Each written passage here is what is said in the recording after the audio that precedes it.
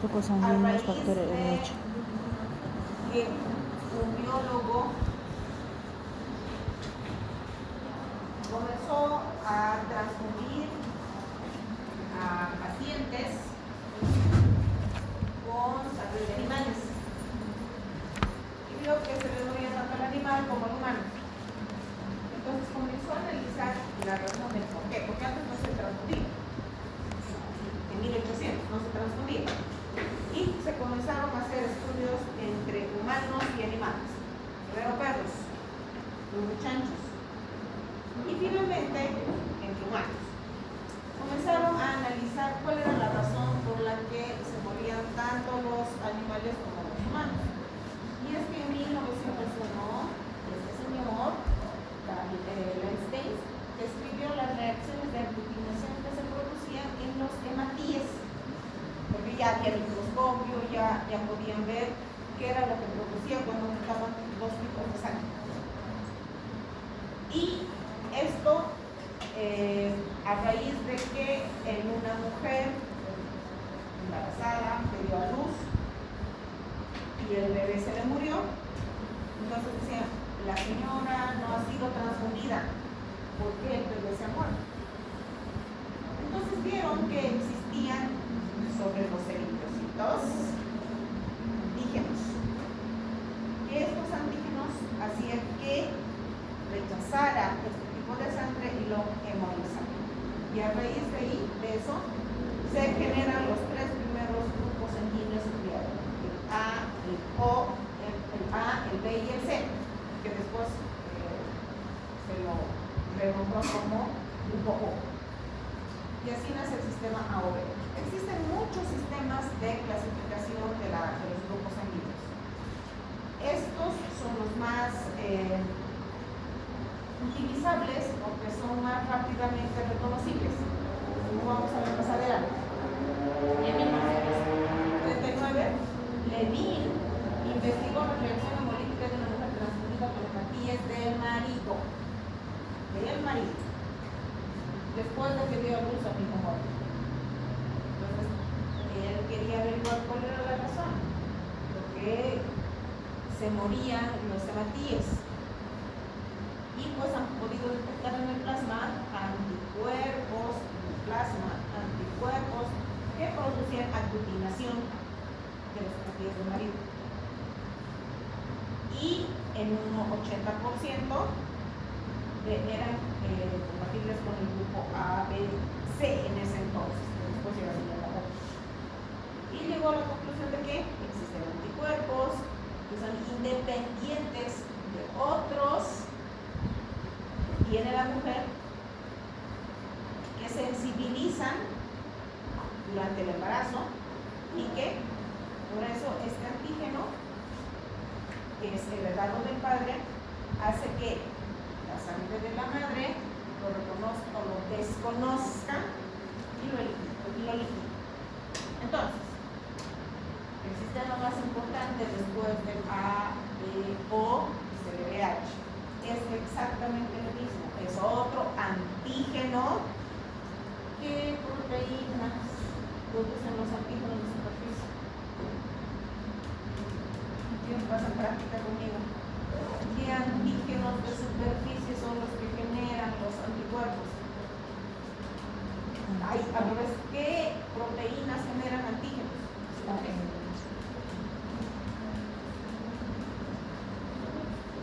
RH, positivo y negativo. Existen más de 50 antígenos. Todas las proteínas de superficie, el eritrocito, 50% es proteína. La mitad del eritrocito es pura proteína. Entonces, estas proteínas son las que van a generar los antígenos de superficie. Son presentadores de antígeno.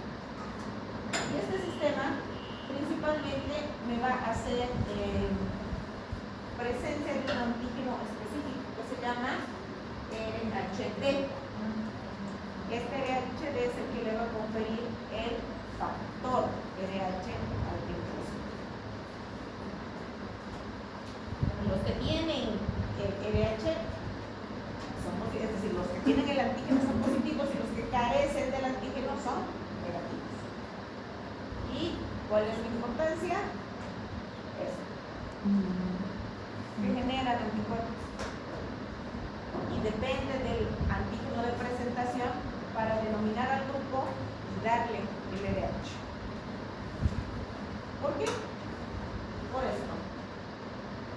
Por las hemólisis transfusionales. Ahora vamos a ver. ¿Por qué se llama? Este es otro tipo de clasificación de los grupos sanguíneos. Pero este no se lo utiliza. ¿Por qué? Porque es muy complejo. Se utilizan más la parte genética y no es muy, digamos, factible para los laboratorios hacer este tipo de discriminación de los grupos sanguíneos. Por eso se utiliza el ABO y el LH. ¿Por qué se llama RH? Por este monito, este monito Rhesus. Y en 1940 Lensley determinó que este monito era compatible con la sangre humana, es decir, la sangre de este monito era compatible con la sangre humana con algunas pequeñas excepciones.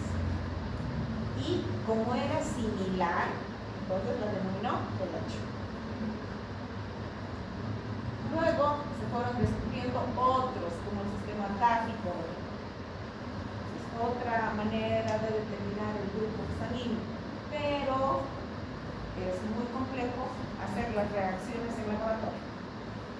Existen otros sistemas y últimamente han aparecido dos nuevos tipos de grupos sanguíneos: el Brunnei, que vamos a ver cuál es la característica, y la sangre dorada, que han debido escuchar hablar sobre la sangre dorada. Son dos nuevos grupos sanguíneos que recientemente han sido no estrenados, sino ingresadas dentro de lo que es el grupo IRH.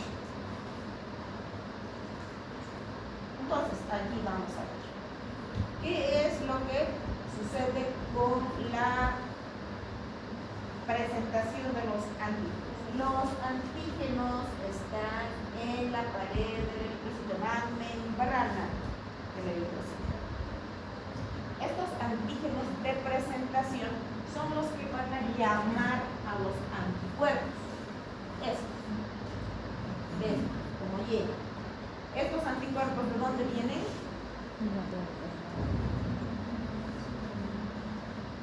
¿Dónde se generan los anticuerpos? ¿Dónde? En los linfocitos. Los linfocitos son los que van a generar los anticuerpos. Y estos anticuerpos se van a unir a los antígenos de los eritrocitos. Y cuando este anticuerpo no corresponde, no reconoce a ese antígeno, lo va a aglutinar, lo va a pegar unos con otros y los va a destruir. A eso se llama aglutinación. La interacción entre el anticuerpo y el antígeno que resulta del agrupamiento de los eritrocitos. Los va a aglutinar. Eso es aglutinación. ¿Qué es mi aglutinina?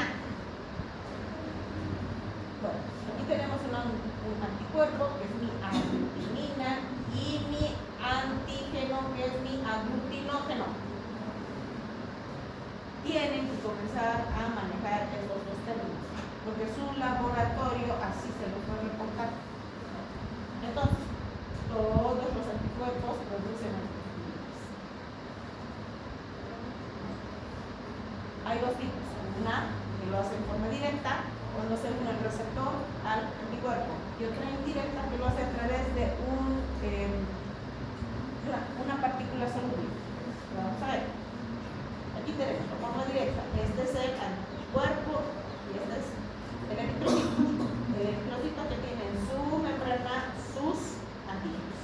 Y se va a unir antígeno, anticuerpo, antígeno, anticuerpo. Y la forma indirecta, aquí está mi anticuerpo, aquí está mi mis antígenos, y lo van a hacer a través de otras partículas. Y esto a nosotros nos ayuda, ¿para qué? Para determinar si mi paciente es CUPS positivo o CUPS negativo. Entonces, el antígeno aglutinado directamente por el anticuerpo. Cuerpo, antígeno. Anticuerpo, antígeno. Y el indirecto a través de estas son partículas que son solubles y se unen a través de esas partículas. ¿Qué es la aglutinación? Es la reacción de aglutinación que se emplea para tipificar al glóbulo rojo o al eritrocito. Entonces, yo pongo anti-A, mi grupo sanguíneo es A. Si yo pongo anti-B, mi grupo sanguíneo es B. Eso es diferente, porque esto es en laboratorio. Ahora van a ver cómo se tipifica en realidad la sangre. Entonces, acá tengo el grupo y aquí tengo mis antígenos. Mi grupo A tiene un antígeno que se llama N-acetilgalactosamina. Este es un glúcido o un azúcar. Hay glucolípidos, hay fosfolípidos dentro de la membrana eritrocital. Entonces, este es un azúcar. El grupo B tiene otro azúcar que se llama galactosa. Entonces, cuando yo pongo al laboratorio mi sangre y le echo mi reactivo, si mi reactivo reacciona con la N-acetilgalactosa, ¿qué glucosa? Si mi reactivo reacciona con la galactosa, es grupo B. Si reacciona con ambas, es AB, y si no reacciona, es O. Eso con el reactivo del laboratorio. Ahora vamos a ver cómo se comporta. Ya determino el grupo sanguíneo. Mis antígenos de superficie, que son proteínas. Y según el antígeno que contenga el glóbulo rojo, es el grupo sanguíneo. Si tengo antígenos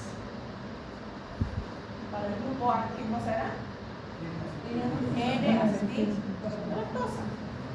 Entonces mi grupo es A. Si tengo mi antígeno para galactosa, es B. Si tengo ambos, es AB. Si no tiene, es O. Lo mismo sucede para el RH. Les decía, el antígeno se llama B. El antígeno D. Si el eritrocito tiene el antígeno D, es RH positivo. Si no tiene el antígeno D, es RH. Entonces, así es como se estructura el antígeno con el anticuerpo. Se unen ambos y van a formar una estructura que se va a adherir y la tienen que reconocer para poderla mantener, porque si no la reconoce o la desconoce, la va a destruir, porque es lo que hacen los anticuerpos, destruir. Entonces aquí está el grupo A, es antígeno A, y mi hemolizante es el anti. Tenemos al B, que son antígenos B, los hemolizantes son los anticuerpos A. Para el grupo AB son los dos, ambos, y para el grupo O, sí. Fuera, y. Importante, en el sistema de LH, las aglutininas casi nunca aparecen de forma espontánea. Vienen determinadas genéticamente. En cambio, el grupo A, el grupo B o el grupo O sí se pueden presentar al azar, independientemente de la herencia genética. Obviamente, si los dos padres son, uno es A y el otro es B, no van a tener un grupo O. Es difícil. Pero eventualmente esto puede darse con los cruces genómicos. Entonces, mi grupo O no hay nada, mi grupo A, mi grupo B y mi grupo A. Y estos son mis anticuerpos. Y esto era lo que les decía. Todo depende de la presentación del grupo sanguíneo. El grupo sanguíneo puede ser heterocigoto o puede ser homocigoto. ¿Qué es el heterocigoto? Tiene los dos alelos. El homocigoto solo tiene un alelo. Los grupos sanguíneos A y B son dominantes. Por lo tanto, sí se van a expresar en la progenie. El grupo O es recesivo. Por lo tanto, solo con la presentación de los dos alelos se va a expresar. Les voy a explicar. Nos ven un punto aquí. ¿Quién está agarrando el borrador y los marcadores? Aquí me agarran. El video. Ay, qué ternurita. No tienen un marcador de babas. ¡Qué tierno! Si tenían que viajar, tenemos que ser a ustedes. Que el cromosoma, cuando se divide o cuando se tiene que dividir, ojo, dividir es formar dos células genéticamente idénticas. Eso es dividir. Diferenciar es convertirse en otra célula. Pero no se ve muy bien de atrás.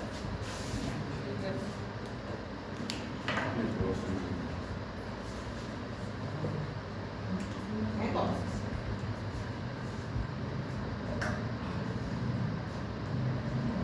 ahí tenemos un cromosoma. Entonces, ustedes saben que ese cromosoma tiene que duplicarse exactamente igual. Y después, con la fecundación, tienen que unirse tienen que combinarse los genes. Entonces, este cromosoma es una doble cadena de ADN. Esta cadena, para dividirse, se parte y se copian sus codones, que son la unión de tres bases nitrogenadas.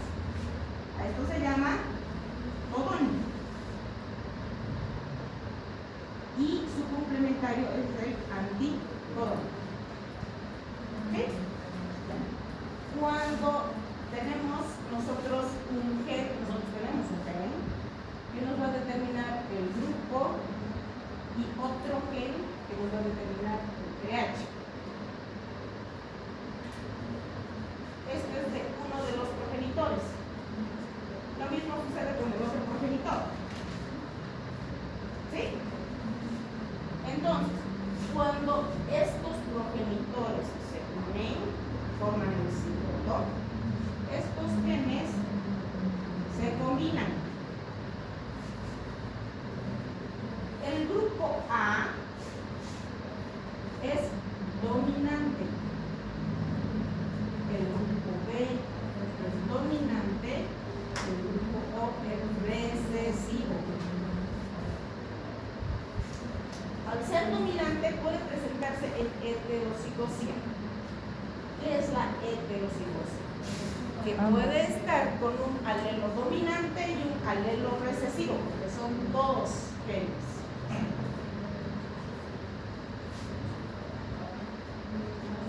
Entonces, para hacerlo más didáctico, para el grupo A y para el grupo B, para el grupo O. Como el grupo A es dominante, siempre se va a expresar con mayúscula, toda la vida. Y puede presentarse el gen del otro progenitor como recesivo. O puede presentarse ambos como dominantes. Grupo A. Para el grupo B es exactamente lo mismo. Dominante, el recesivo o los dos dominantes. Pero para el grupo O solo son los recesivos. Nada más. Entonces, depende de la carga de los progenitores para la descendencia. Porque se tienen que combinar este con este, este con este, este con este y este con este. Y si es dominante, el homocigosis, esto se llama homocigosis. Y este es heterocigosis. Entonces, tiene el gen recesivo y el gen dominante.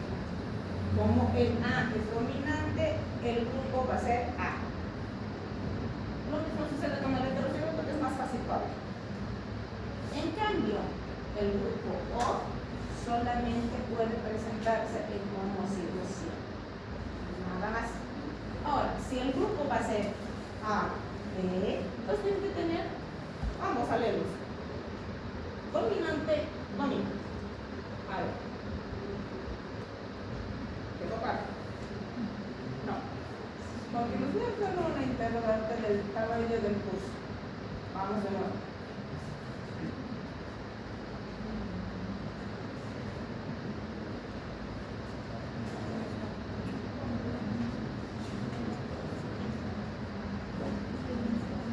Yo tengo el grupo A. Mi grupo lo he heredado de mis progenitores. Entonces, mi mamá es del grupo A. Mi papá es del grupo O. Al ser del grupo A, mi mamá tiene dos condicionantes. Mi presentación o la presentación en homocigosia o en heterocigosia. Yo les estoy poniendo estas letras, no se escribe así por factores. Yo les estoy poniendo para que lo entiendan. Entonces, mi papá solo es eso, nada más. Entonces, para que yo herede el grupo A, ha habido cruce de este con este, este con este, este con este y este con este. Entonces yo tengo dos opciones en mi carga genética. O yo soy así, porque se ha juntado. No, estoy mal. Esto con esto y esto con esto. Eso es heterocigosis. Esto. Esa es una de las presentaciones. Y la otra es esta. En ambos casos es grupo A, porque yo he heredado. Mi hermano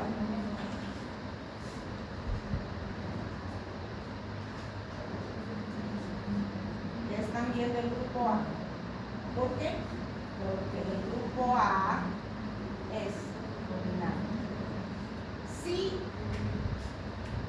uno de mis hermanos hubiera agarrado esa carga, sería el grupo O, porque ha heredado esto de mi madre y esto de mi padre.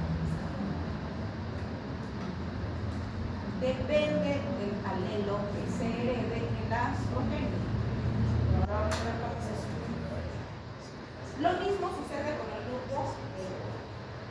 Y para que una persona tenga grupo O, tienen que haber ambos recesivos en los dos progenitores. Si no, no hay. Esto ha ocasionado muchos problemas, muchas demandas antes del ADN.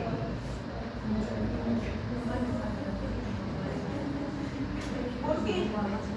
Porque ¿cómo es posible de que si yo soy del grupo B, tengo hijos del grupo O? Ahora van a ver por qué. Entonces, ¿vale?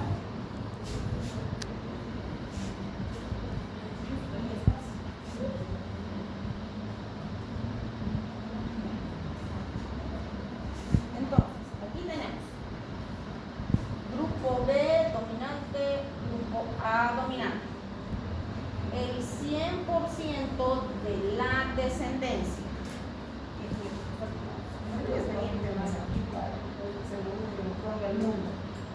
Entonces, el 100% 100% de la descendencia puede ser 1, puede ser 3, pueden ser 10 hijos. Estamos hablando de porcentaje. El 100% de los descendientes van a heredar uno de los alelos de cada progenitor. De acá va a salir este y de acá va a salir este y este. Y de acá y acá va a salir este. Entonces, ¿cómo tenemos nosotros que clasificar la sangre? A, B, porque ha heredado los dos alelos dominantes, A y B. Grupo B, porque ha heredado del padre o de la madre el dominante más el recesivo de la madre, por lo que progenitor. A, porque ha heredado el dominante de un progenitor más el recesivo del otro progenitor. Y finalmente, O, porque ha heredado los dos alelos recesivos de los progenitores. Por lo tanto, el 25% de la descendencia es B, 25 B, 25 A y 25 O. Son las probabilidades. Entonces, ¿cómo son? Bueno, este es el genotipo, estos son los genes heredados. Y los fenotipos, lo que va a presentar la progenie, 25 B, 25B, 25A y 25O, porque es la combinación de los alelos. Esto se llama heterocigosia y esto es homocigosia. Entonces, ya no puedes decir por qué no tengo un hijo si no lleva mi tipo de sangre. No es eso. Depende de la herencia génica. Lo mismo sucede con el RH. El RH positivo es dominante, el RH negativo es recesivo. Pero el RH dominante puede ser homocigosia o heterocigosia. Y lo mismo sucede con la progenie. Solamente que en el RH el 75% de la descendencia va a ser positivo, porque va a heredar el alelo dominante. Y los posibles fenotipos, positivo, positivo, positivo y negativo. Y esto es lo que sucede. Dominante, dominante.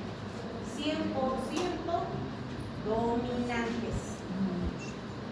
Lo mismo con el grupo B, 100% dominantes. El problema está acá. Cuando son dos alelos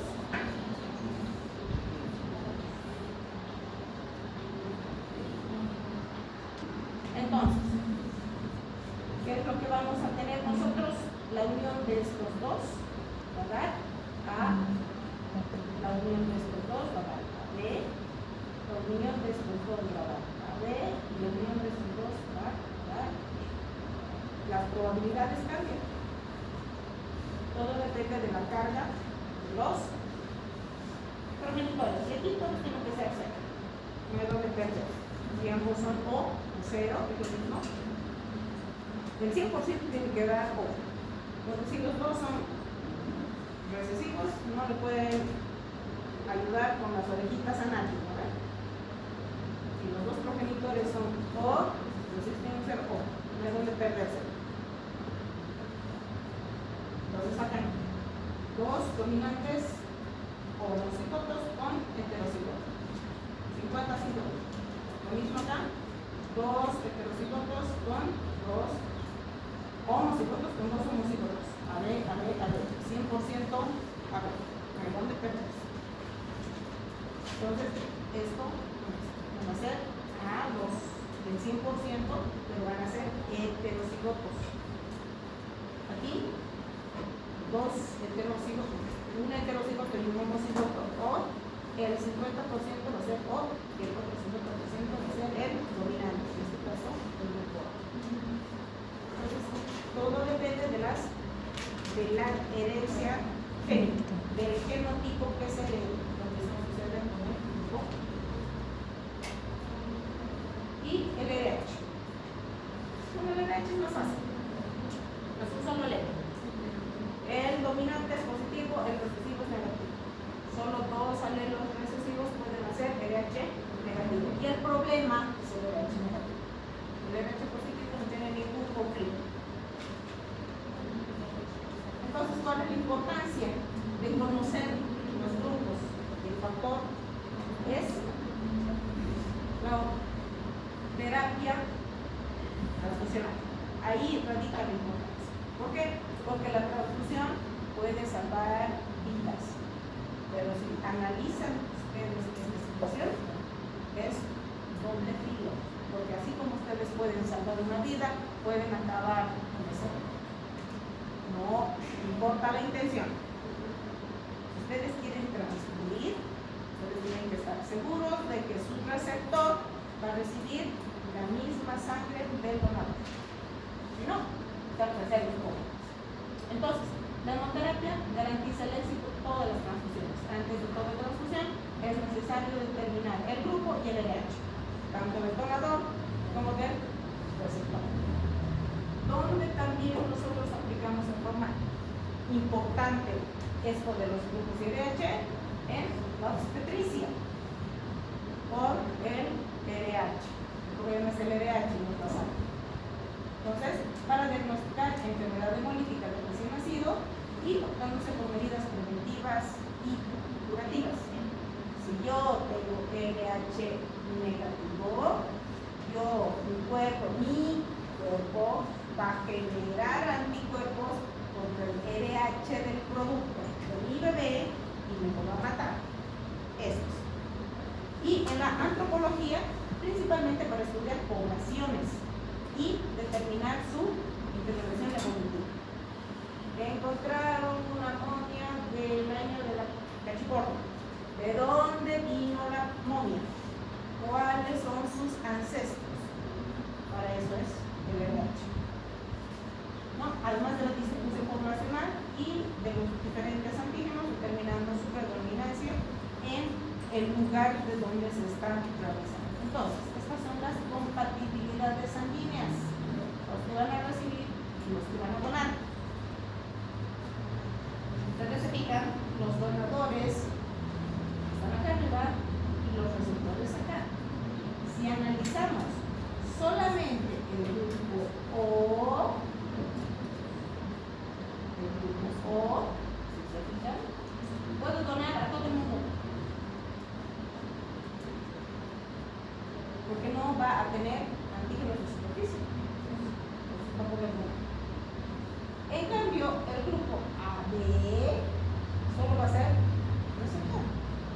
Puede recibir A, puede recibir B, puede recibir O. El donador, receptor universal.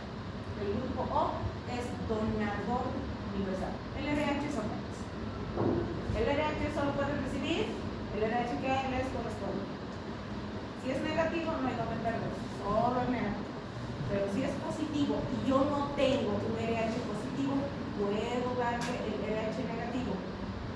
Obviamente teniendo las precauciones de no generar anticuerpos en el momento de la transfusión. Porque el peligro está en el momento de transfundir, no más adelante. En cambio, con el grupo, sí, puedo hacer una reacción transfusional inmediata, puedo hacer una transfusional tardía. Yo he tenido un caso de un paciente, era un niño de 23 años, 24 años, y tenía un sarcoma. No era un sarcoma, era un linfoma. Este chico ha recibido sangre sin reacción transfusional, lo hemos estabilizado, hemos iniciado quimioterapia, ha terminado su tratamiento con quimioterapia y ha pasado controles trimestrales. A los 6 meses ha venido a su segundo control con una hemólisis, no datos de hemólisis, ha venido con una púrpura. Haciendo estudios no había razón, pero él recibió transfusión casi un año antes. Él ha hecho una reacción transfusional tardía,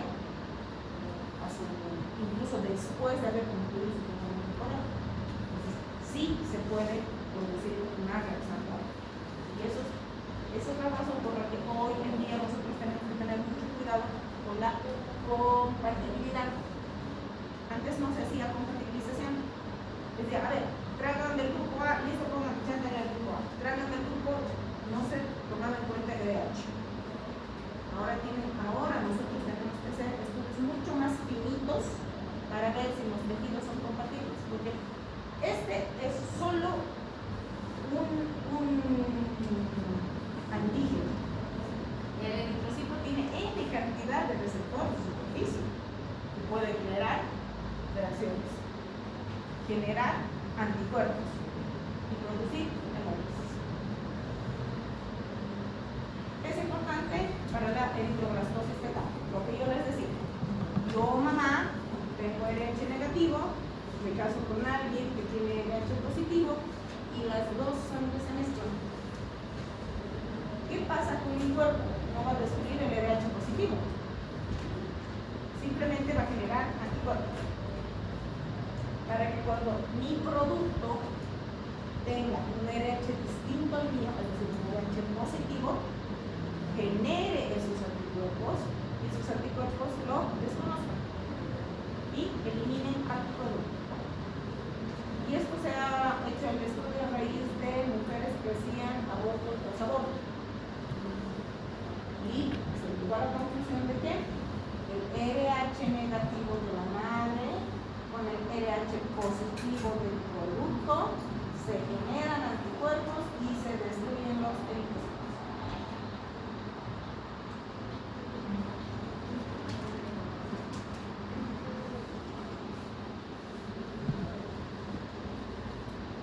Lo mismo, ¿no? Para el eritroblastosis fetal se debe a su proceso.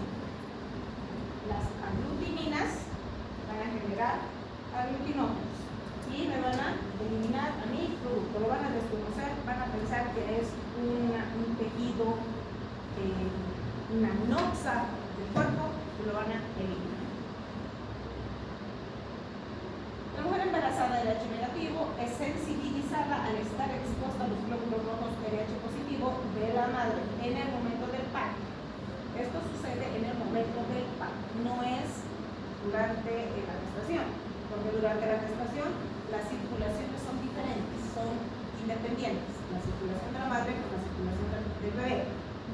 En el momento del parto ambas circulaciones se juntan, y ahí es donde produce la hemólisis. Les decía, hay un otro fenotipo compacto. Cuando nosotros hablamos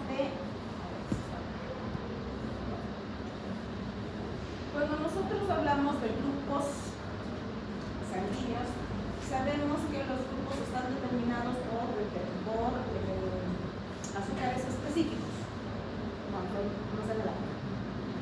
Cuando estos azúcares están modificados por cualquier causa, este grupo sanguíneo Bombay, por ejemplo, es una mutación genética de uno de esos azúcares.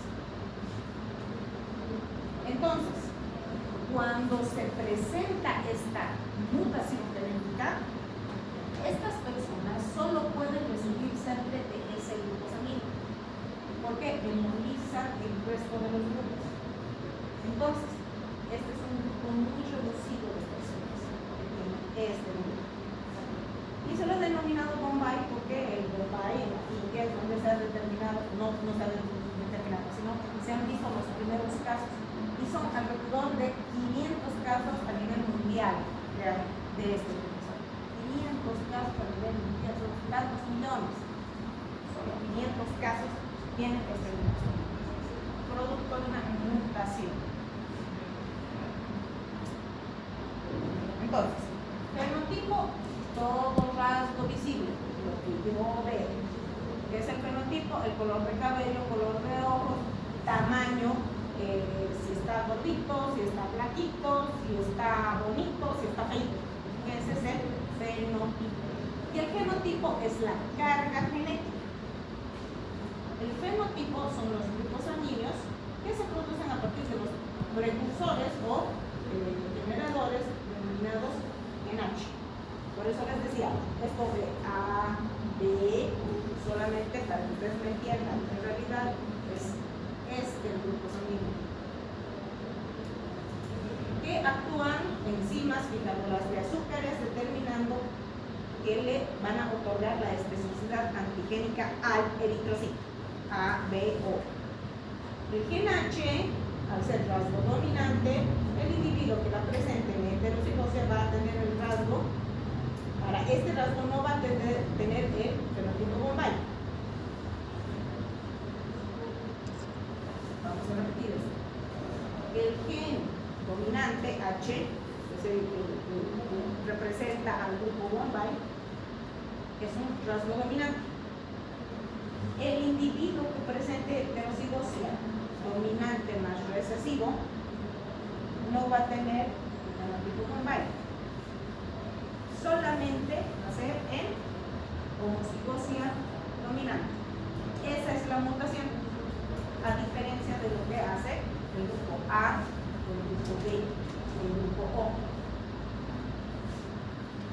Y ¿por qué no se ve esto?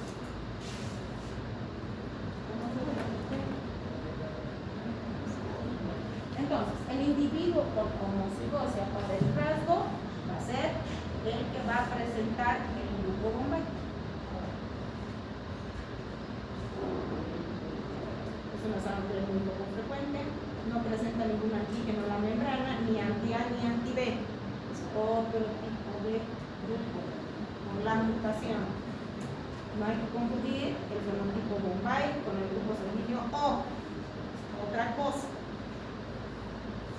Y esta última, a pesar de que no tiene antígenos para B, presenta el antígeno H.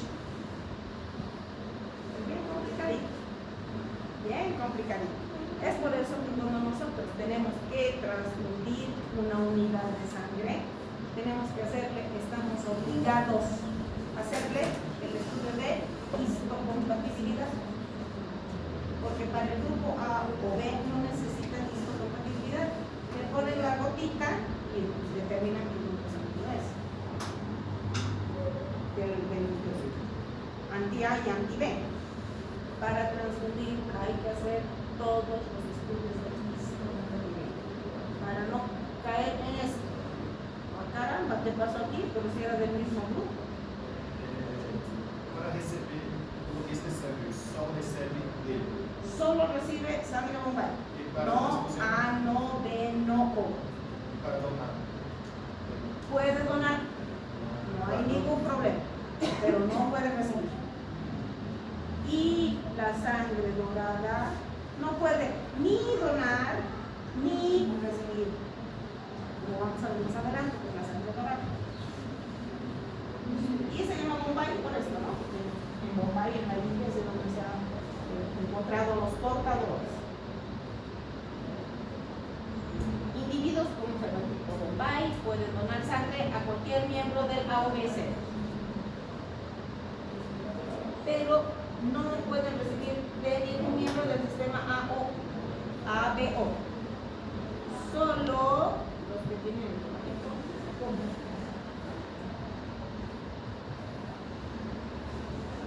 Entonces, aquí radica el meollo del problema, y esto tienes que aprenderse.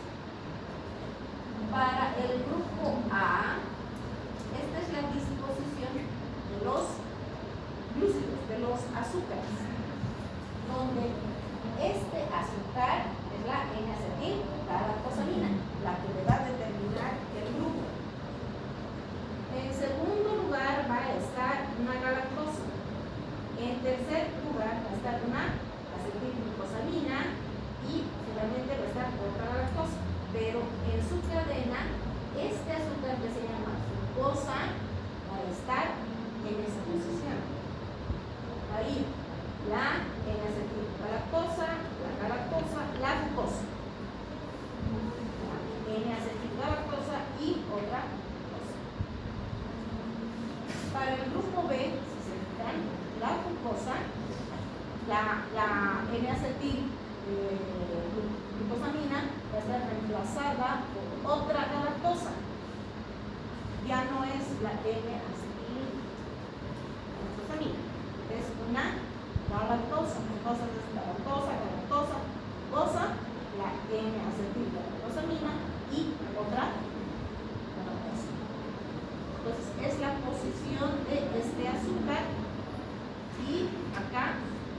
el inicio de la cadena de los glúcidos.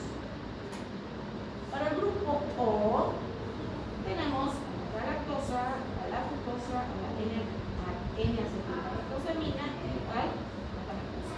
Para el grupo O. Y para el grupo bombal, sorpresa, no hay lactosa.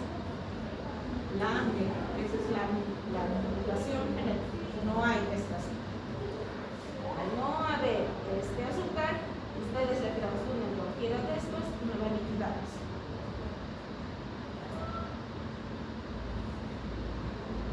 Y listo. Esta es la disposición para cada grupo sanguíneo. Para el grupo O, ¿está? La disposición. Para el grupo A, empieza con la N-acetil y para el grupo B empieza con la galactosa. Es la disposición de los y empieza los antígenos y los anticuerpos. ¿Qué es el CUMS? La determinación de qué tipo de anticuerpos está generando el organismo, si es en forma directa o a través de otras partículas. El CUMS directo es antígeno, anticuerpo. Eso nos va a determinar si mi paciente está generando autoanticuerpos. En cambio, el CUMS indirecto, a través de qué otras sustancias el organismo está generando anticuerpos para eliminar mis enemigos.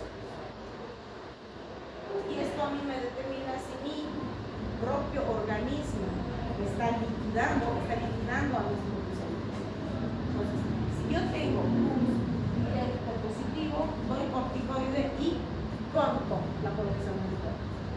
En cambio, acá tengo que determinar cuál es el anticuerpo y tengo que irme al anticuerpo específico. No le puedo dar corticoides, pero le puedo dar otro tipo de medicamentos para yo evitar que estos anticuerpos me liquiden a mis enemigos. Y eso se lo hace a través de estas teorías que son las que han generado las posibilidades de cómo se llevan a cabo las reacciones antígeno-anticuerpos. Entonces, esto es para el grupo A, B, este es para el grupo O. Por eso les decía, son diferentes las denominaciones para el grupo y factor RH. Y por eso ya les he puesto A, B, O, para que ustedes entiendan la parte más de la forma más simple, porque así es como se determina el grupo y factor. Para el RH es así, para los grupos sanguíneos son así. Pero esto no lo van a hacer ustedes, esto lo va a hacer el hematólogo. Ustedes solamente piden grupo factor, les va a llegar, es A positivo, perfecto, A positivo, hagan su estudio de histocompatibilidad, A es el mismo, perfecto, se transforma. Punto. Hasta ahí vienen ustedes. Esto ya es de especialidad, no les compete. Pero a nosotros como especialistas sí. Porque si yo tengo una variación aquí, una variación acá, puedo ocasionar a mi paciente oncológico una reacción transfusión. El sistema AOB es el más importante de todos los sistemas por la transfusión y el trasplante de órganos. Ya les he dicho, hoy en día la sangre es un órgano líquido, pero es un órgano, es un tejido que nosotros trasplantamos al ponerle sangre al paciente. Trasplantamos un tejido líquido. Por lo tanto, somos generadores de anticuerpos de cualquier naturaleza y podemos ocasionarle al paciente la muerte. Así, el sistema AOB es el más importante del sistema para determinar el grupo sanguíneo en transfusiones y transporte de órganos. El RH es considerado el segundo en importancia, el sistema T el tercero y la aparición de reacciones inmunológicas severas durante la transfusión y su relación con la enfermedad hematológica de vacinación. Entonces, ¿para qué? Para no matar al vecino y para que la mamá no liquide al bebé. Si yo sé que soy RH negativo y sé que mi esposo es RH positivo, entonces yo tomaré las precauciones necesarias para evitar a mi producto. Para eso, primero, si es mi primer bebé, no pasa nada. ¿Por qué? En el primer bebé solo se generan los anticuerpos. El bebé nace sin complicaciones. Eventualmente, con una inmadurez hepática, sí puede ser ictericia, pero nada más, no me va a hacer una hemólisis. Pero si yo no he tomado la precaución de ponerme la vacuna anti-D, así se llama la vacuna para el VIH, anti-D, y me vuelvo a embarazar y mi bebé es otra vez positivo, puede ser aborto y aborto. Entonces, para eso ese es en la parte ginecológica, esa es la importancia. Y en la parte hemato-oncológica es para evitar ocasionar alguna falla renal a un paciente después de haberlo transformado. Nosotros le ocasionamos una insuficiencia. Luego el RH es el segundo de importancia, bueno, no nos quedamos mucho. Los anticuerpos, lo mismo. El RH tipo ¿qué es? Este es un ejemplo mucho más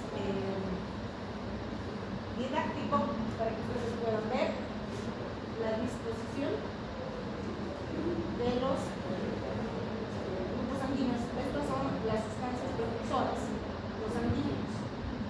Ahí está su N-acetilglucosamina, esta es la lactosa, N-acetilglucosamina, la lactosa, y este es el grupo O. Este es el grupo 1.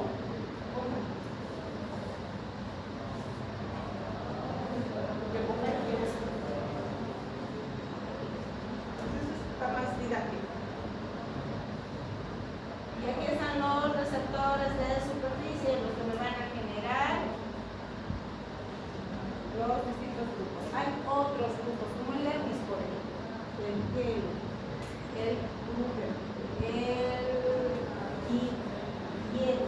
Esto se relaciona con el tipo de proteína que se encuentra en la superficie de la membrana intestinal. Por eso cuando la parte hematológica se basa más en estos grupos específicos, porque van a ir a rastrear las proteínas. No es como el AB que es universal. Ahí están los receptores de la superficie del eritrocito y ahí están las proteínas que van a determinar los distintos grupos sanguíneos. Existen más de 20 sistemas que van a agrupar a la sangre en 200 antígenos, que el TAFI, el ULTRA, estos son los años en los que se han descubierto o se han agrupado los distintos tipos de sangre. Y la famosa sangre dorada. Es lo último que se ha descubierto. Esto ha sido más o menos en el 2004-2006. Se ha descrito el primer caso de un paciente que ha inmunizado todo el paciente fallecido. Han comenzado a investigar cuál era la razón y han llegado a la conclusión de que es otra mutación, al igual que el Bombay, el dorado, la sangre dorada, es una mutación. Entonces, suena elegante y sin duda tenerla a uno le convierte en un portador, miembro importante de un club exclusivo. Nadie tiene mi sangre. Doble filo. Si nadie tiene mi sangre, nadie te puede donar en caso que tú necesites. Se llama RH nulo. No es RH negativo, es RH nulo. ¿Dónde radica el problema? En el D, en el antígeno de superficie D. Los glóbulos rojos no tienen ningún tipo de antígeno D. No hay. Es carente de ese antígeno. Sangre dorada. Su nombre es, oficial es nulo. RH nulo. RH nulo. Y sus glóbulos rojos no tienen ninguno de los 45 tipos de RH. Este tipo de sangre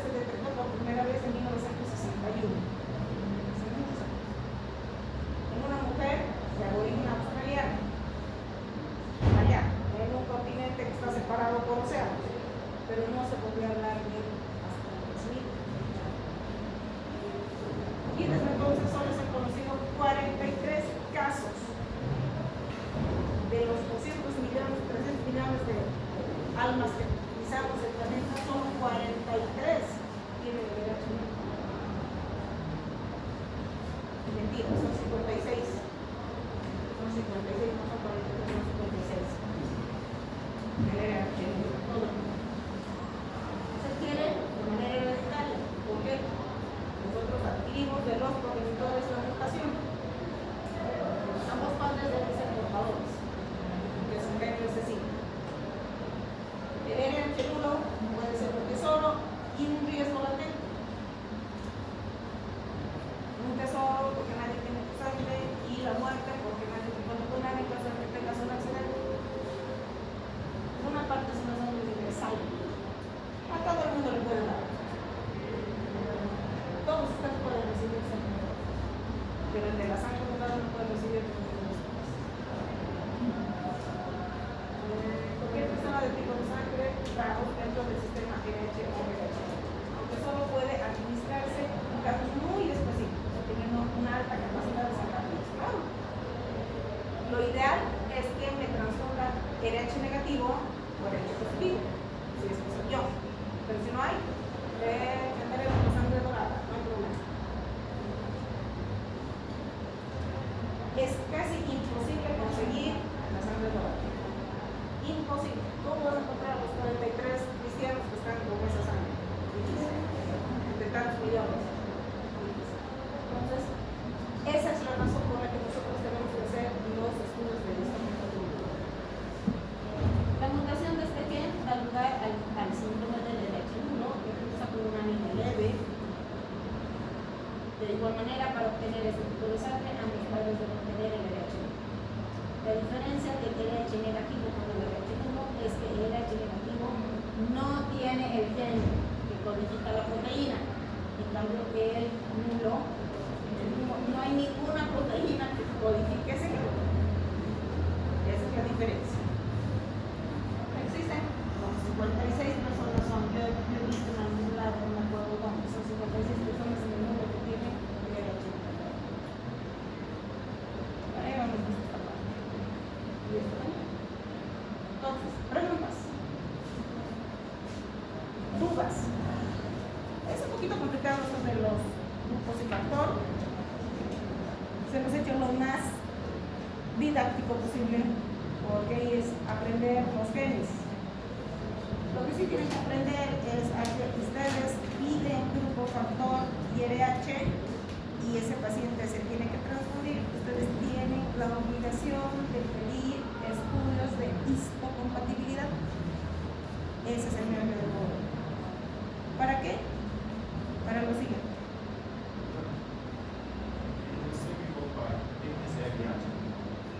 Claro, tiene RH positivo o RH negativo. El problema es la configuración de su grupo. A, B, O, OK. En cambio, en la sangre dorada es el problema del RH.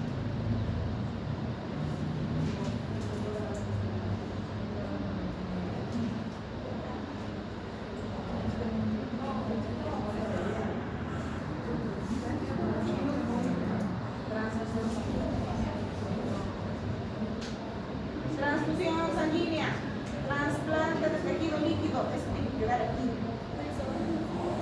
Trasplante, nosotros le generamos ese paciente severos problemas. El acto de transfundir sangre o uno de sus derivados, de un donante a un receptor, glóbulos rojos, glóbulos blancos, plaquetas, plasma, albúmina, globulinas, todos son trasplantes. De un individuo a otro donador receptor, transfusión alógena u homóloga. Y hacia el mismo individuo, yo saco mi sangre, la pongo ahí a congelar. Cuando a mí me operen, voy a recoger mi misma sangre. No voy a hacer ningún tipo de reacción porque es mi propia sangre. Transfusión autóloga. Hoy en día nosotros estamos aprendiendo a hacer la transfusión autóloga. Esto principalmente, ¿por qué? Porque cada día descubrimos un grupo nuevo. ¿Por qué? Porque hay mutaciones. ¿Y por qué hay mutaciones? Por la cochinada que respiramos, por la cochinada que comemos, por nuestro estrés, insistimos, estas paredes y este suelo generan radiación. Salen al sol, se broncean, se ponen bonitos, generan radiación. Esas sustancias son las que van a mutar los genes.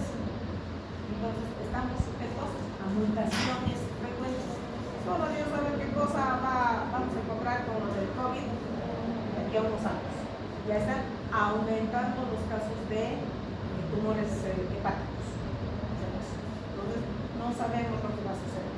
Por eso estamos tendiendo más a hacer la transfusión autógena. Importancia de la transfusión: reponer volumen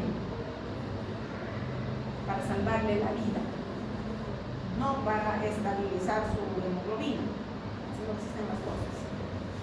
Mejorar la hemoglobina, sí. Mejorar la capacidad de transporte del oxígeno y de las sustancias, sí, pero no es para ponerle a normalizar su hemoglobina. No, ya les he dicho. El principal objetivo es estabilizar su paciente. Ese es el objetivo de la transfusión. Indicaciones: carencia de componentes sanguíneos, factores de coagulación, el factor 12, factor von Willebrand, principalmente cuando estamos frente a las hemofilias, principalmente, que son pacientes que no tienen factores procoagulantes, o cuando no puede ser sustituida por otra alternativa. Ya le han chantado expansores plasmáticos, el paciente no responde, se está muriendo, sangre. O cuando su paciente, primero, es hemofílico, su paciente necesita transfundirse porque ha perdido 3 litros de sangre, o su paciente es oncológico. Si no, ustedes tienen a la eritropoyetina, tienen a los factores tienen a la eritropoyetina, al hierro, a la vitamina B12, al ácido fólico para reponer. Indicaciones: mantener y aumentar el transporte de oxígeno a los tejidos vitales: corazón, riñón, cerebro. Oxigenarios: sin cerebro no viven, sin riñones no viven, sin corazón, sin riñones y sin cerebro no viven. Y el objetivo es mantener una buena oxigenación, porque se les van a morir sus neuronas y van a estar igual que Evo Morales. Entonces, se les mueren sus celulitas en el riñoncito y van a estar colgados de una máquina de diálisis. Se les muere su corazón, van a tener que usar marcapasos. Entonces, es vital que estos órganos sean lo suficientemente oxigenados. ¿Para qué? Para frenar una hemorragia importante, porque se le rompieron la pata y está en cada latido. Es como un chorro de la pila para evitar que se muera su pacientes policontusos, politraumatizados, etc. Y en caso de una alteración en la coagulación. Esas son las indicaciones para que ustedes transfunden sangre. No hay más. No porque tiene hemoglobina de 13, pero le van a sacar uno de sus riñones o le van a sacar un pedazo de intestino, por si acaso le transfundiremos. No existe eso. Si su paciente tiene 7 de hemoglobina, le pueden transfundir. Pero si su paciente tiene 10 de hemoglobina, ustedes hacen lo que sea, pero no le transfunden. Salvo que en la clínica del paciente les obligue a eso. La sangre total ya no existe. Son casos muy extremos que van a obligar a transfundir sangre total, porque ya no existe.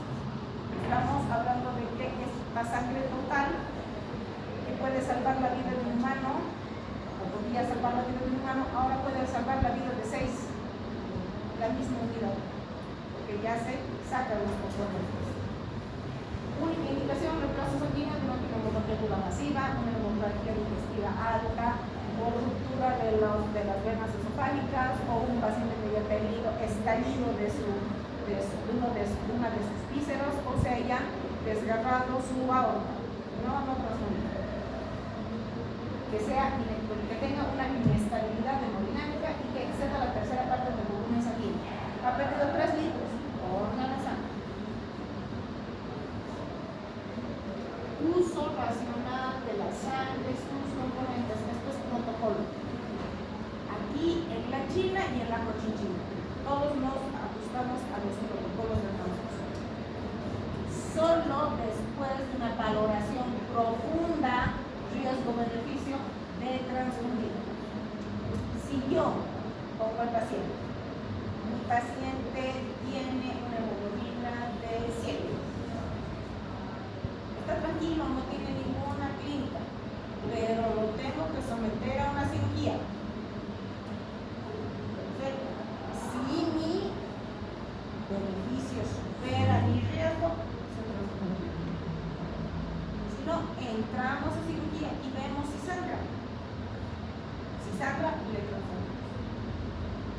Pero si entra a la cirugía, no sangra mucho, hago técnicas que evitan que yo sangre o que haga sangrar a mi paciente y lo saco de la cirugía donde mi está estable hemodinámicamente, nunca se transfundió. Entonces hay que optar por lo que sea más adecuado para el paciente. Riesgo, beneficio. Cuando los beneficios superan los riesgos, evidentemente, y después de un estudio racional y específico de la patología tratada. Mi paciente tiene 10 de movilidad. ¿Ya ven qué hacemos? Le pondremos una unidad de sangre. Así no funcionan las cosas. Primero me van a determinar cuál es la causa de la anemia. Hierro, peroxidado sulfórico, factor intrínseco, hemólisis. Primero me determinan cuál es la causa. Había sido ferropenia. Le dan hierro, solución al problema. Había sido por una insuficiencia renal. Le dan eritropoyetina, solución al problema. No se responde. El paciente está hemolizando, está por una trombocitopenia autoinmune. Lo transfundimos. Pues no me pertenece. Entonces, tienen que dar a la causa de la patología y tratar. Si el paciente tiene una trombocitopenia autoinmune, ¿qué hará? Darán corticoides, evitarán la formación de anticuerpos y transfundir. Y debe realizarse únicamente por indicación médica. Antes, cuando yo he hecho internado, cuando yo he hecho bien en la provincia, he ido a hacer a Chile, que es una provincia que está cerca del sur. Y ahí éramos el director del hospital, los 2 médicos que éramos yo y mi compañera, la odontóloga, la bioquímica y la enfermera. La enfermera transfundía. Decía, está pálido, transfúndale. Ya no existe eso. Ya no hay eso. Entonces, nosotros tenemos. ¿Se acabó mi tiempo? Mi sangrecita tiene plasma, blancos, plaquetas y rojos. Entonces, de esta sangrecita, de todo esto, voy a obtener muchos derivados. Todos estos derivados de esta sangrecita capaces de generarme la muerte de ese paciente. Sangre, glóbulos rojos, plasma fresco, plaquetas. Y mi óvulo precipitado. No veo, ¿cómo ven ustedes? Aquí tenemos la sangre total, que me va a separar en 2 grandes grupos: los glóbulos rojos y mi plasma. De mi plasma se van a derivar mis poquetas, mi plasma fresco y mi plasma de 24 horas. De mi plasma fresco, van a derivarse el óvulo precipitado, la albúmina, las globulinas y los factores de coagulación. Entonces, de una unidad voy a salvar 1, 2, 3, 4, 5, 6, 7, 8, 9 vidas de una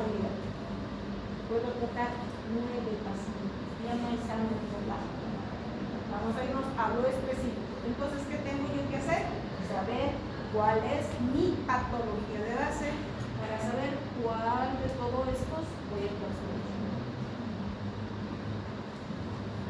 ¿Cuál es el proceso de transfusión? Primero, una correcta indicación. Tiene 10 de hemoglobina, ¿qué me importa? Me tienen que determinar cuál es la causa de su anemia. Luego, tengo que ver de escoger lo que al paciente le corresponde. Ah, tiene que transfundirse, perfecto. ¿Qué tiene? Tiene una anemia de 5, una hemoglobina de 5. Está clínicamente comprometido. ¿Qué le vamos a hacer? Voy a dar solo unos rojos. O sus plaquetas están muy bajas, solo le voy a dar plaquetas. O me está sangrando, tiene que entrar a una biopsia, le voy a dar plasma fresco congelado. Ay, este paciente se está hinchando, está hipoproteinémico, le voy a dar albúmina. Este pobre tipo tiene hemofilia, le voy a dar solo factores de coagulación. Tengo que determinar mi causa, mi patología de base. Y tengo que escoger la dosis correcta. Ponle 2 unidades, ponle 3 unidades, ponle 5 unidades. No, una unidad para estabilizar al paciente. Si su paciente no se estabiliza, pueden poner otra. Un poquito, voy a hacer paréntesis en la parte oncológica. Los pacientes hemato-oncológicos no se manejan de esa manera. Para nosotros tratar con quimio, radio, inmunoterapia, necesitamos una hemoglobina de 10, tenga o no tenga clínica. Entonces nosotros a veces tenemos que transfundir 2 o 3 unidades para llegar a una hemoglobina de 10. ¿Para qué? Para que los citostáticos lleguen al tumor.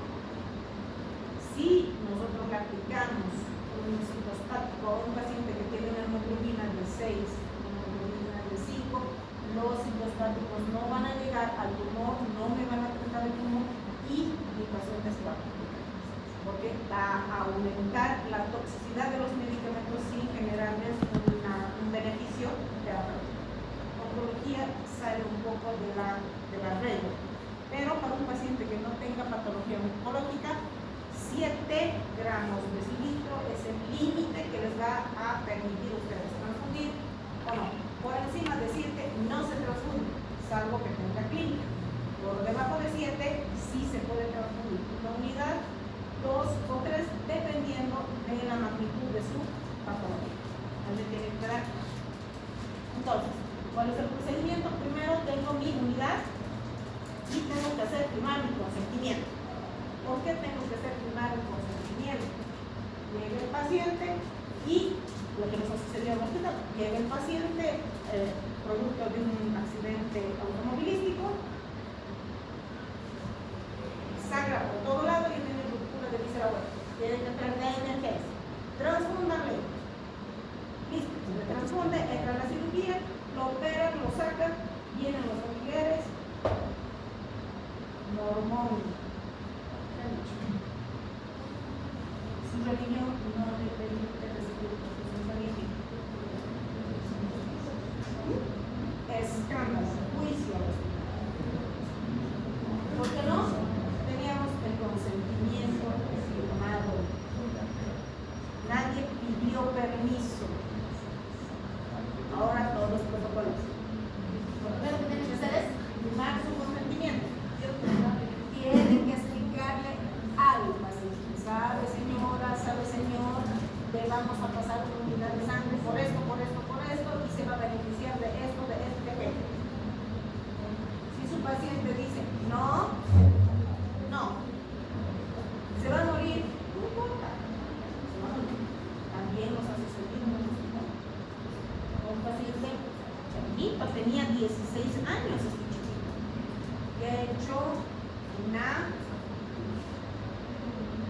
fiebre hemorrágica, no sé qué cosa sea. Era un menonita. Ha llegado al hospital. Tenemos que transfundir. No. Pero se va a morir. No importa. chiquitos.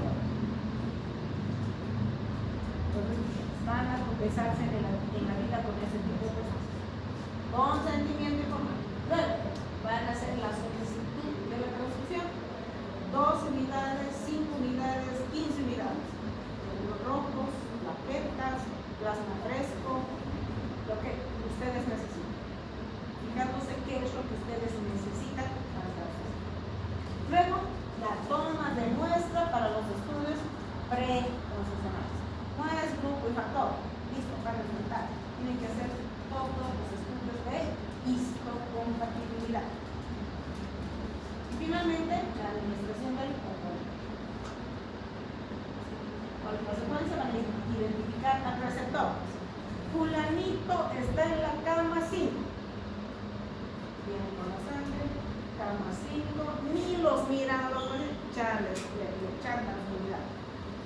Ahí sucede que al que tenían que transferir lo llevaron a la cama 10. Ni le preguntaron quién era. Tiene que estar etiquetado el paciente para transfusión. ¿Cómo te llamas? Fulano de tal. ¿Cómo de nuevo ver? Fulano de tal. Fulano de tal tiene que transfundirse, sí. ¿Esta es su sangre? Sí. Tiene que verificar. Porque hay errores. Los errores son humanos. Entonces, tiene que identificar a los errores. Luego comprobar el componente es aquí. Agarran su componente, lo miran al trasluz, lo ven, lo analizan, les gusta, no les gusta, está bonito, está feo. Cualquier alteración en el componente se descontinúa. Pueden haber grumitos, puede haberse coagulado la sangre, puede precipitarse, no se transforma. Entonces tienen que ver el componente. Luego, comprobar en la bolsa y en su paciente. A ver, fulano del cabo tiene el grupo O positivo. ¿Qué grupo sanguíneo tienes? No sé, allá dice que tienes grupo O. ¿Tú cómo te llamas? Fulano del cabo. Aquí dice fulano del cabo. Este es el grupo. Recién se conoce. Luego, comprobación. Y se inicia la transfusión durante los primeros 5 a 10 minutos. Tienen que mirar los ojos. Porque en ese periodo es que se presentan los primeros signos de reacciones transfusionales.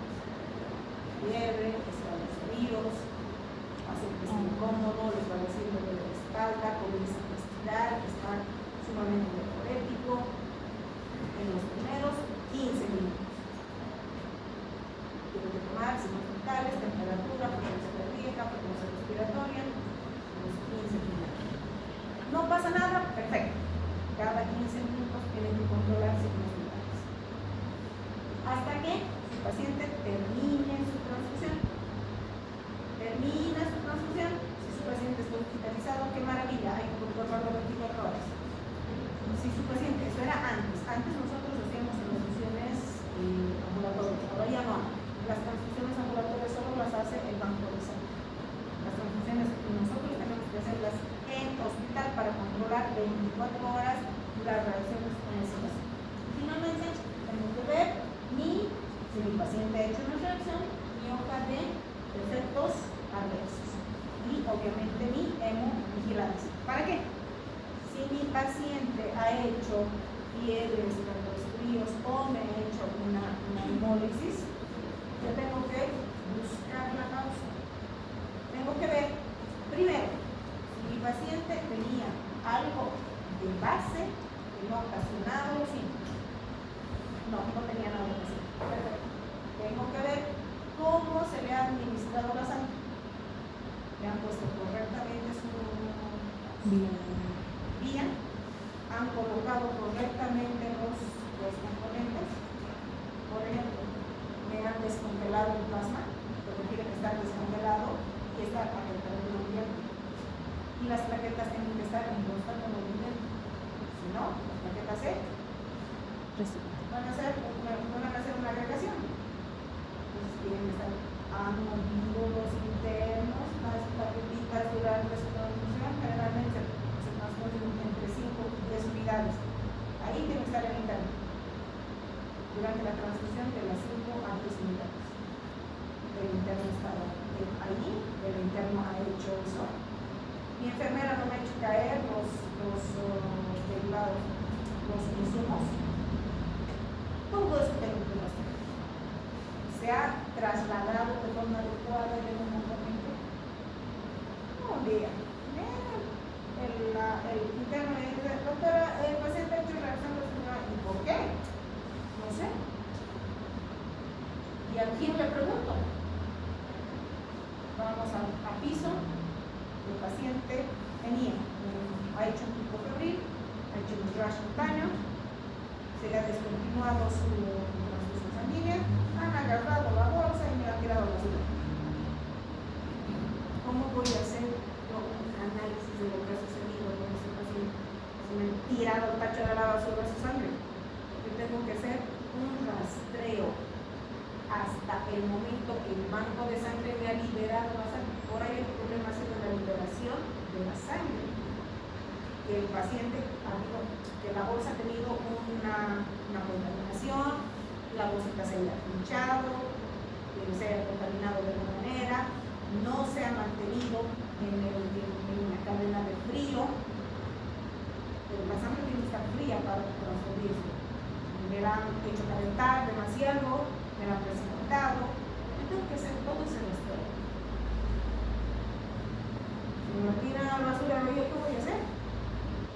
¿Cómo voy a hacer ese rastreo? Entonces yo tengo que hacer una trazabilidad, así se llama, todo ese proceso, desde el momento en que me ha hecho la reacción transfusional hasta el momento en que ha sido liberado desde la unidad, no desde la unidad transfusional, desde el banco de sangre. El banco de sangre lleva al hospital en termos las unidades. Tienen que estar entre 6 y 8 grados. 9 grados, la sangre se coagula. No me pasan de forma correcta desde el termo del banco de sangre a la unidad transfusional en el hospital, no dejan ahí encima, la sangre se coagula. Y todo tiene que estar firmado, anotado con horas y con nombres. Desde la unidad de sangre hasta el paciente tiene que ir en termo con cadena de frío. Si se ha alterado esa cadena de frío,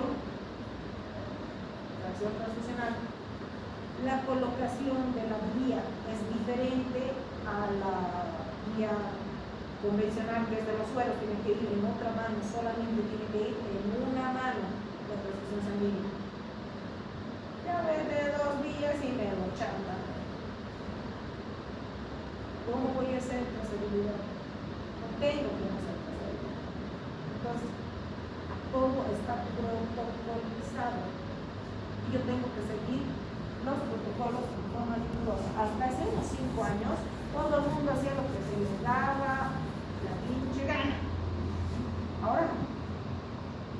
Ahora ya todo está regulado.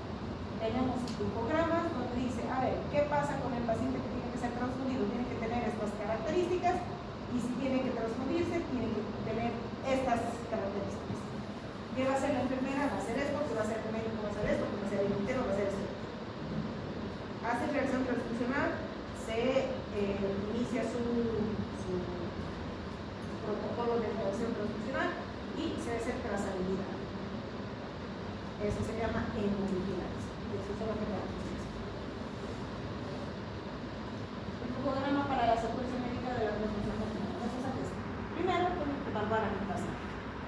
Necesita, no necesita, es urgente, no es urgente, y determinar si mi hemoglobina está por debajo de 7 miligramos de litro, está por debajo del 24%, tiene indicación de transfundir. Indicación, no significa que se va a transfundir. Pero si está por encima de 8, tengo que ver todas las medidas necesarias para yo reponer hierro, B12, ácido fólico, eritropoyetina, lo que tenga que reponer, para que mi paciente no tenga riesgo de muerte. Si mi paciente es candidato, tengo que ver síntomas de hipoxemia y procesos cardiovasculares. Si mi paciente tiene taquicardia, angina, disnea, ocultación, etc., pero sí un poco bajo de 90. Si es mayor de 65 años, tiene una insuficiencia cardíaca previa, tiene todo el derecho del mundo, una insuficiencia renal, una neuropatía, una enfermedad cardiovascular, lo que sea, es candidato para transfundirse. Independientemente de su hemoglobina, puede tener 10 de hemoglobina, pero si tiene todo esto, el paciente se debe transfundir. Porque todo esto implica riesgo vital, cerebro, corazón, riñones. Y obviamente el tratamiento farmacológico, ¿no? Lo que tenemos que hacer. La transfusión a criterio médico requiere de justificación estudiada de los tamaños. Para la neurocirujana está pidiendo 3 unidades de glóbulo. ¿Para qué? ¿Va a entrar a cirugía? ¿Qué le va a hacer? ¿Le va a trasplantar el cerebro? No, va a poner placas de sostén a los costados de la columna. Ahora eso le va a transferir 3 unidades. Es que a veces sangra mucho. Primero que sangre y luego se transfunde. No le van a transfundir antes de operar. Por si acaso sangre. No existe eso. Entonces, ustedes tienen que seguir protocolos. Y para eso, ¿tienen que ver? Y esto es lo que se hace durante la monitorización para la transfusión. Entonces, si mi paciente se está transfundiendo, los primeros 15 minutos o ya. Mi paciente comienza con diaforesis, incomodidad, disnea, dolor lumbar, se para la transfusión, pero se mantiene la vía en el otro brazo. Se le da medicación, por ejemplo, si solamente ha hecho una alza térmica, se le da paracetamol, se para la transfusión 15 a 20 minutos. Baja la temperatura, se lo vuelve a transfundir, vuelve a hacer pico febril, se corta la transfusión. No voy a esperar a que mi paciente haga una insuficiencia renal para cortarle la transfusión. Entonces, en las primeras de cambio, yo tengo que analizar la clínica de mi paciente. Entonces, tengo que ver si él presenta alguna de estas, la conducta a seguir es la medicación, y si con la medicación el paciente no vuelve a presentar más ese síntoma, se sigue transfundiendo hasta finalizar. Si no, se corta, se hace la hoja de hemovigilancia y se hace trazabilidad. De la misma manera que ha llegado la bolsa al paciente, tiene que llegar la bolsa del paciente hasta la unidad de transfusión, con la misma cadena de mando, con la misma cadena de frío, con la misma forma en la que se pone el termo, se lleva, va al laboratorio, se hacen los análisis correspondientes a la bolsa y se coteja con el paciente.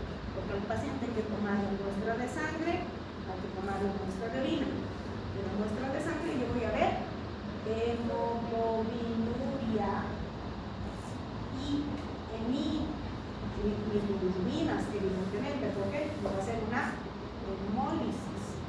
Si mi paciente está hemolizando, con mayor razón tengo que investigar mi bolsa. Y orina, porque voy a ir a buscar hemoglobinuria. Si yo veo hemoglobinuria, porque sé que está en una franca hemólisis, tengo que hacer la creatinina para ver que no está en franca falla renal, porque si está en franca falla renal, tengo que revertir ese proceso. No, mi paciente se me muere. Entonces, si no hay síntomas, se llena la hoja de transfusión. Sin complicaciones, se retira y se bota.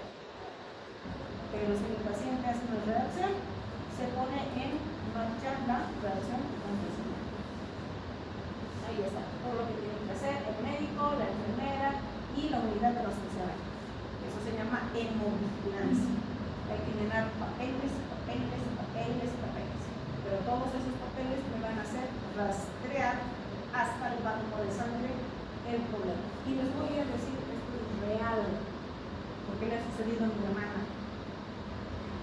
Mi hermana tenía una amiga, o tiene una amiga, cuyo papá tenía un tipo de sangre bastante complejo, grupo AB. Y encima era RH negativo. algo al corazón y la amiga busca personas para donar. Y mi hermana le dice, yo le voy a donar una amiga. ¿Tú qué grupo eres? Mi hermana es B negativo. Yo le dice, yo le voy a donar. Tienes que ir al banco de sangre. Al fulano de tal, para ese caso. Mi hermana va y le dice, quiero donar para el fulano de tal. ¿Qué grupo sanguíneo es usted? Soy B negativo. Ah, qué interesante, le dice, está perfecto. La sienta, le pone a su pelotita para sus venitas, le chantan en troca y comienza a salir la sangre. En un aparatito que hace así la sangre para los tubos.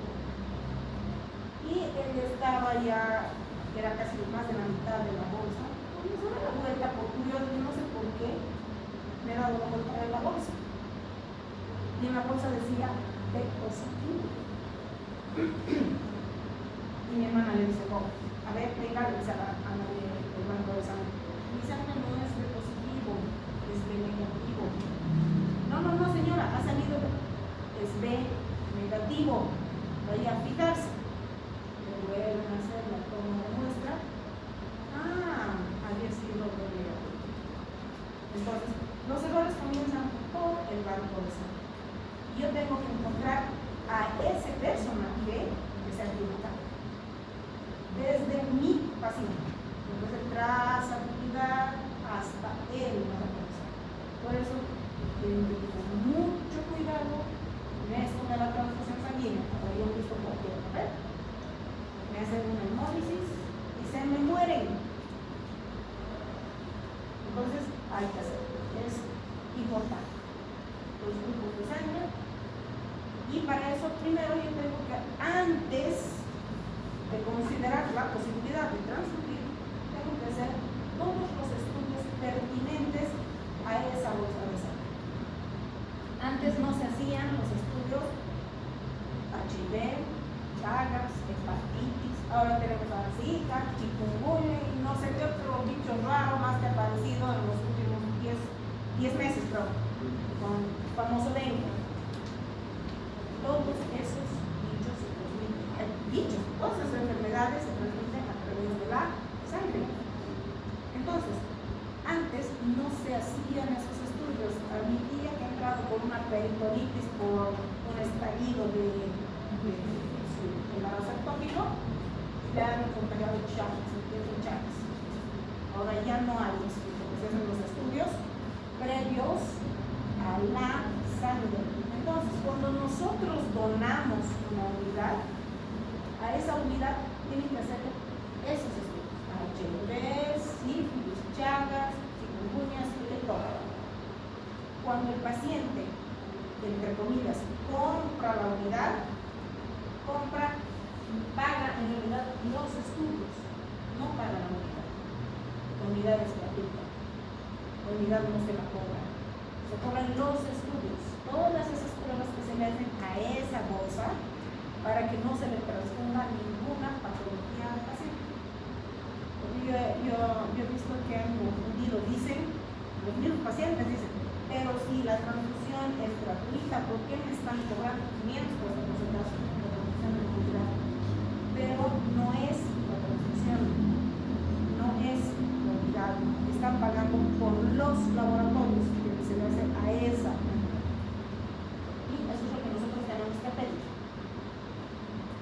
Y esto, que son las pruebas de compatibilización. Y ahí está el caso que yo tenía de un paciente de 14 años que tenía un sarcoma, que era así, y tenía 8 de hemoglobina, si no me equivoco, 7. Y yo tenía que hacerle un tratamiento con química. Le hemos hecho la prueba de histocompatibilidad, la de la doctora, su paciente me está hemolizando. Ya he hecho la prueba con 5 paquetes y a los 5 me los ha hemolizado. Wow. Era un paciente de muy bajos recursos económicos. Me hubiese gustado someterlo a estos estudios para ver si no era un voluntario. No hemos podido. No lo he podido transfundir. Se llama. Entonces,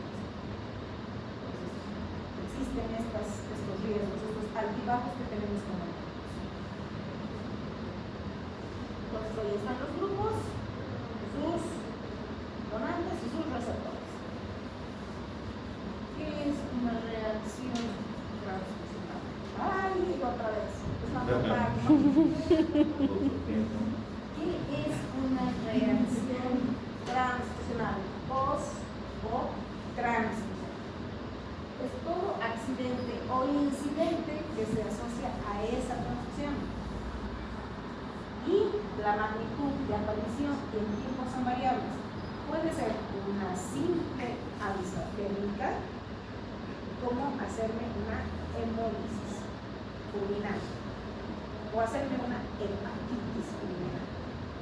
Entonces, controlar, ojo al llano. Pero, ¿qué puede darse dependiendo del estado del paciente? Puede agravarse o agravar el cuadro clínico de mi paciente, produciendo complicaciones a mediano, largo, a corto, mediano o largo plazo. Reacción transfusional. Se transfunden, se administran los componentes, que contienen los antígenos A, B, O, RH, que no son los únicos, puede tener cualquier otro tipo de receptor de presentación de antígeno, receptor inmunocompetente y finalmente mi reacción. Entonces, mi eritrocito tiene más de 500 receptores de señalización. El 50% son competentes. Todas esas proteínas son antigénicas. Reacción transfusional, solo el 3% de todos los transfundidos pueden hacer una reacción transfusional. Pero ¿cómo sé en qué grupo está mi paciente? En el grupo de los que no van a hacer, que es el 97%, o en el grupo de los que van a hacer, que es el 3%. No sé. Entonces tengo que comparar a todos por igual. Según el tipo de aparición, pueden ser síntomas inmediatos, antes de las 24 horas, o tardías después de años. Cuando les cuento a mi paciente, después de un año de haberle transfundido, me he hecho una hemólisis. Las reacciones pueden ser agudas, desde los 24, y pueden ser inmunes y no inmunes, o tardías que también pueden ser inmunes y no inmunes. Para eso que tengo mi entonces, mis complicaciones no inmunológicas y mis complicaciones inmunológicas. Vamos a ir primero por las complicaciones inmunológicas. Las hemólisis, que pueden ser aguda intravascular o retardada o extravascular.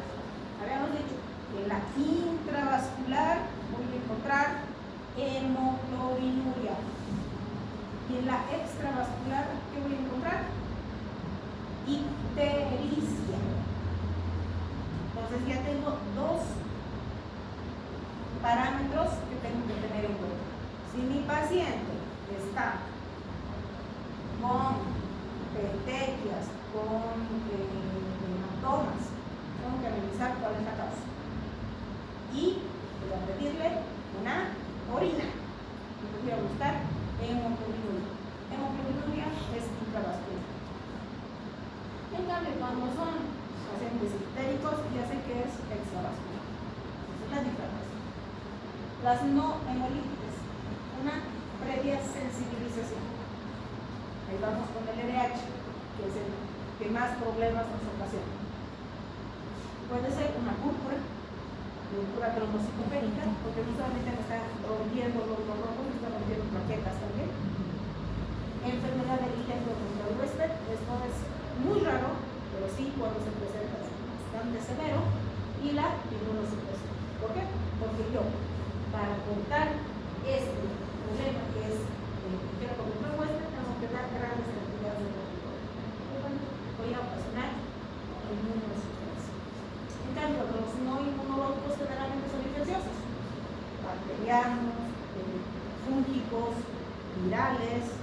Por eso yo tengo que ver que mi paciente no tenga ninguna de estas enfermedades virales o que mi bolsita de sangre haya sido sometido a todos los estudios de rutina. Y transfusión masiva. Esto generalmente se da en emergencias, en los pacientes politraumatizados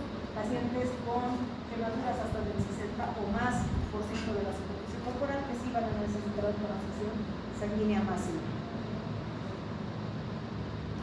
Reacciones inmunológicas celulares. Los repositos, ¿qué me van a ocasionar? Reacción febril, un infiltrado en los pulmones, producto del proceso inflamatorio local.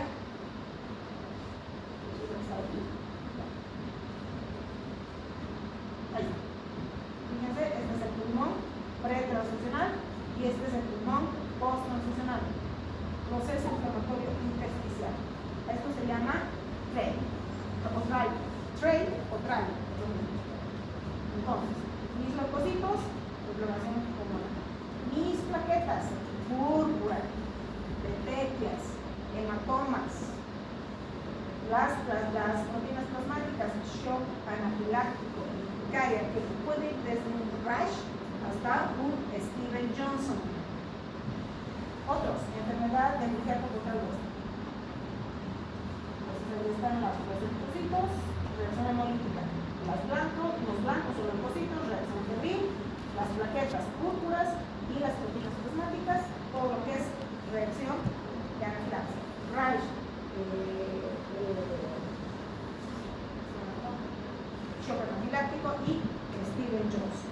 E incluso puede llegar a producir el síndrome de necrólisis epidérmica tóxica. Es una reacción alérgica idiosincrática de la piel que se transforma en una cosa como una quemadura, una capa negra de la piel comienza a salirse como si estuviera como que las ampollas y deja expuesta el tejido subcutáneo.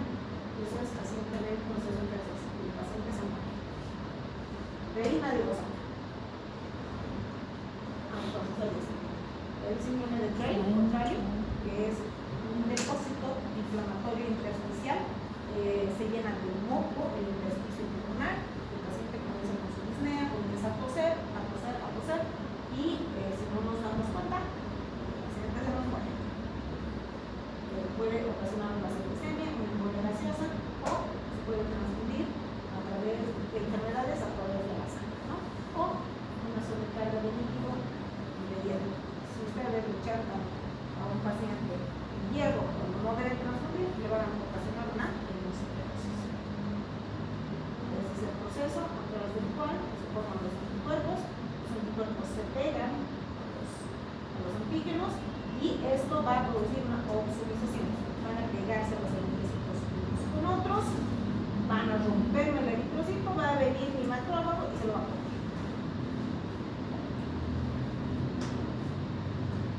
Reacciones inmunológicas hemolíticas por destrucción de los eritrocitos por antígenos del receptor. Reacciones agudas o intravasculares y las crónicas o remotas o retardadas extravasculares. Las agudas por incompatibilidad, grupo factor. Frecuente en el quirófano, que es donde más, porque a veces el quirófano no nos permite a nosotros hacer los estudios de histocompatibilidad. Entonces entra el quirófano de emergencia, se pide sangre porque el paciente sangra, y ahí es donde nosotros vamos a ocasionar reacciones, principalmente. En el 50% de los pacientes que hacen una reacción, ya sea por hipotensión, taquicardia, disnea o necrosis tubular, nada de esto es la más desgraciada, porque esta la podemos nosotros evitar.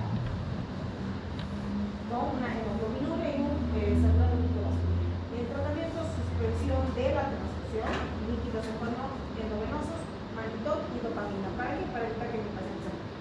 En cambio, los retardados se deben a los antígenos por el VIH. Semanas o meses después de haberse transfundido, pueden ser leves, con un malestar general, una taquicardia, una ictericia, una fiebre y solamente tratamiento de mantenimiento. Si el paciente tiene un rash, le da el corticoide y tal el Las no inmunológicas, que pueden ser por sensibilización, tanto de los eritrocitos, plaquetas o las mismas proteínas. El paciente va a presentar escalofríos, fiebre urticaria, edema, angioedema, broncoespasmo y shock anafiláctico. Para los pacientes, epinefrina o noradrenalina. corticoide, apoyo respiratorio, con su mascarita y solo debe recibir glóbulos blancos, glóbulos rojos lavados. Es decir, se los irradia para evitar o para destruir los receptores de superficie y nada más, y para que permitan el transporte de oxígeno. Nada más. Los glóbulos lavados. La cultura post-transfusional por anticuerpos antiplaquetarios, lo que me proporciona es una trombocitopenia y el tratamiento es plasmaféresis. ¿Qué le voy a dar? Plasma fresco. La enfermedad del intento contra el huésped está producido por los linfocitos. Entonces, ¿qué tengo que hacer? Tengo que ir a inmunosuprimir a mi paciente. Entonces, la inmunosupresión, infecciones por o sea, son infecciones sobreagregadas, son infecciones oportunistas, y esto generalmente se presenta en los postoperatorios. Y lo que sí me puede ocasionar es que mi paciente haga una metástasis o que me reactive el tumor de base si es que tenía un tumor renal. Complicaciones no inmunológicas asociadas con el agente infeccioso, la transmisión del virus del HIV, hepatitis, citomegalovirus, del Epstein-Barr, o mononucleosis, malaria, toxoplasmosis y herpes. Y las complicaciones asociadas con transfusiones masivas, cuando se transfunden 10 o más unidades de paquetes, una plaquetopenia divisional, coagulopatía, toxicidad de oxidatos, principalmente por el calcio, porque tiene un calcio para evitar la coagulación de la sangre en la bolsa, una hipotermia o una alcalosis. Entonces, todas estas circunstancias yo las tengo que tomar en cuenta o tener en cuenta en el momento de la transfusión. Alternativas para reducir el riesgo de... Ahora sí. Bien, me voy. Así.